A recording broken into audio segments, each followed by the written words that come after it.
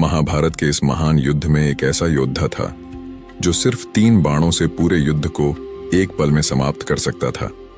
बर्बरीक, भीम और हिडिंबा का नाती एक ऐसा धनुर्धर था जिसके शौर्य और शक्ति से खुद भगवान कृष्ण भी चिंतित हो गए थे। सोचिए, एक ऐसा योद्धा जो कहो तो कौरवों को जीता दे या एक पल में पांडवों का अंत कर दे। बर्बरीक का फैसला था, वह उस पक्ष का साथ देगा जो हार रहा होगा। लेकिन क्या होता अगर उसने कौरवों का साथ दिया होता? क्या महाभारत का अंत कुछ और होता? और क्यों कृष्ण ने खुद बर्बरीक को युद्ध में आने से रोका? बर्बरीक को 3 बाणधारी, शीश के दानी और हारे का सहारा खाटू श्याम के नाम से भी जाना जाता है।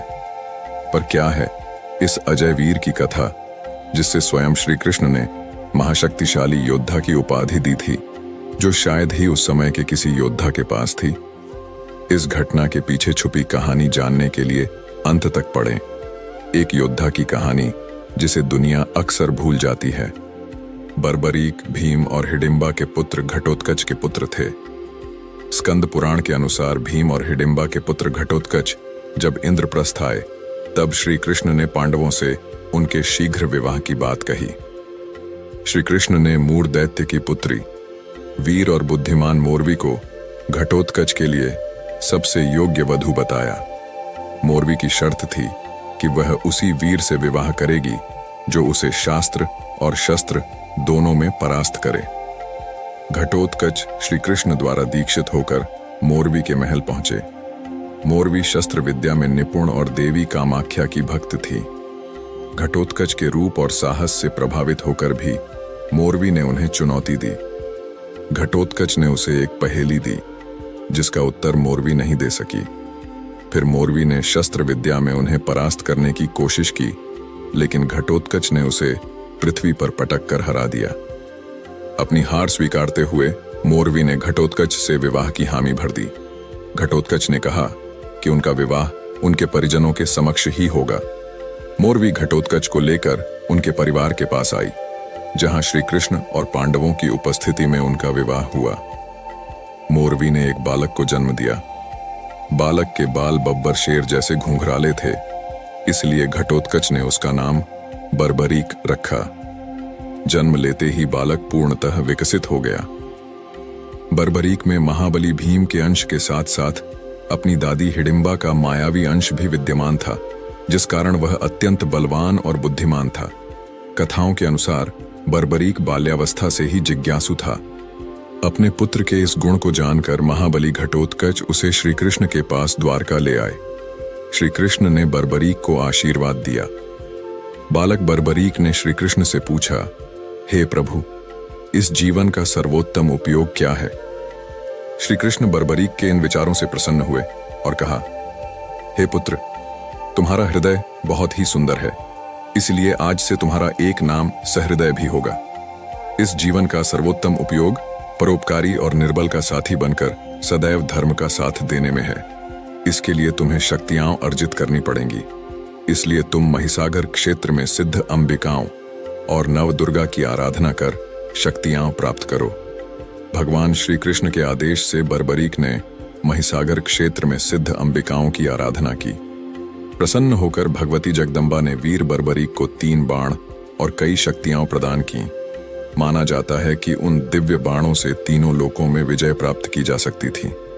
देवियों ने बर्बरीक को एक नया नाम चंडील भी दिया और आशीर्वाद दिया कि वह समस्त विश्व में प्रसिद्ध और पूजनीय होगा। कहा जा सकता है कि बर्बरीक के पास ऐसी धनुर्धारी विद्या थी जिससे वह केवल महाभारत का युद्ध ही नहीं, संपूर्ण पृथ्वी का विनाश मात्र 3 तीरों में कर सकता था। लेकिन बर्बरीक को उनकी माता मोरवी ने यह सिखाया था कि सदा ही पराजित अर्थात हारे हुए पक्ष की ओर से युद्ध करना चाहिए, और वे इसी सिद्धांत पर महाभारत का युद्ध लड़ना चाहते थे।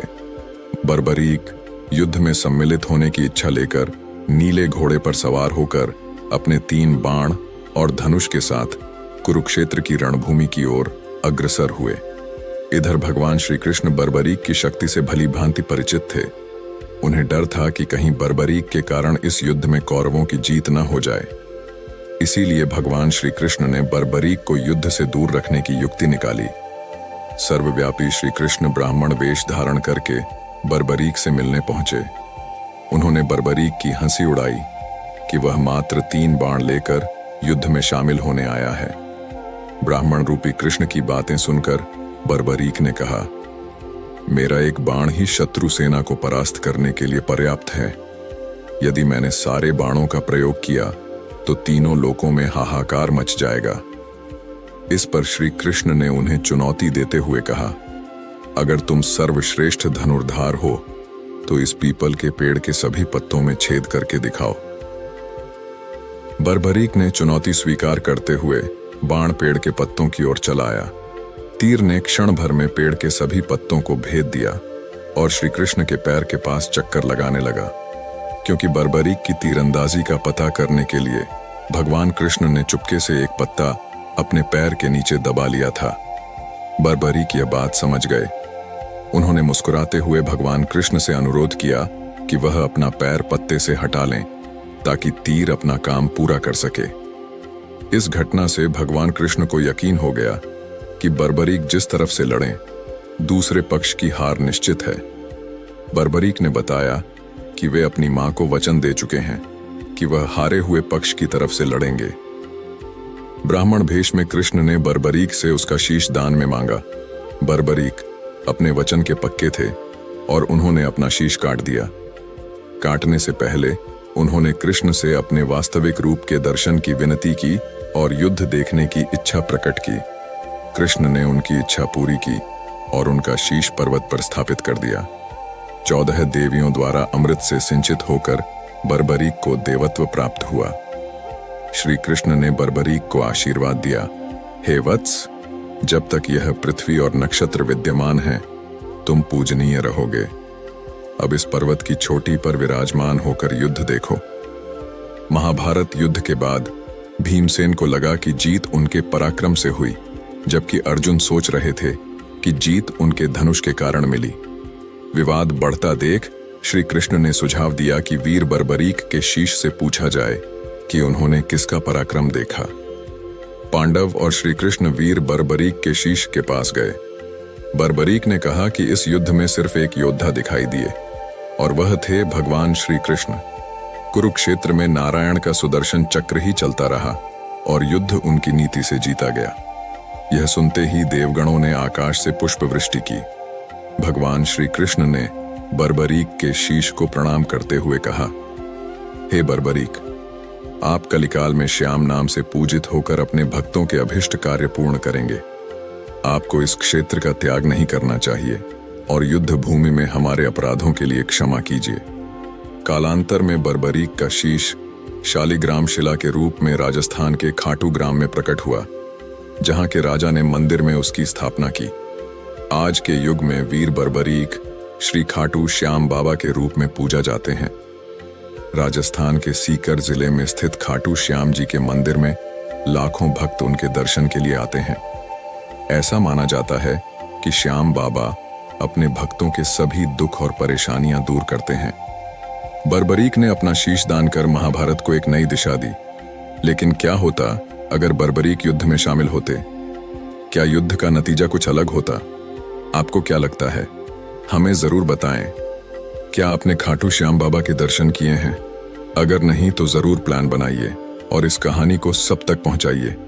हमारे सभी मेंबर्स और जो लोगों ने हमें सुपर थैंक्स देकर वित्तीय समर्थन किया है, उनका दिल से शुक्रिया। आपके योगदान की वजह से ही हम ऐसे वीडियो ला पा रहे हैं। जो लोग अब तक मेंबर नहीं बने हैं, उनसे विनती है कि आप भी हमारे चैनल को मेंबरशिप या सुपर थैंक्स के माध्यम से सपोर्ट करें, ताकि हम आपके लिए और भी इंफॉर्मेटिव वीडियो लाते रहें। अगर आप फाइनेंशियल सपोर्ट नहीं कर सकते तो कोई बात नहीं, आपका एक शाउट आउट या कमेंट ही हमारे लिए प्राइसलेस है। हमारा 500 कमेंट्स का टारगेट अभी भी अधूरा है, तो अपना कमेंट जरूर छोड़ें और इस मिशन का हिस्सा बने। वीडियो पसंद आए तो लाइक करें और चैनल को सब्सक्राइब करना ना भूलें। धन्यवाद।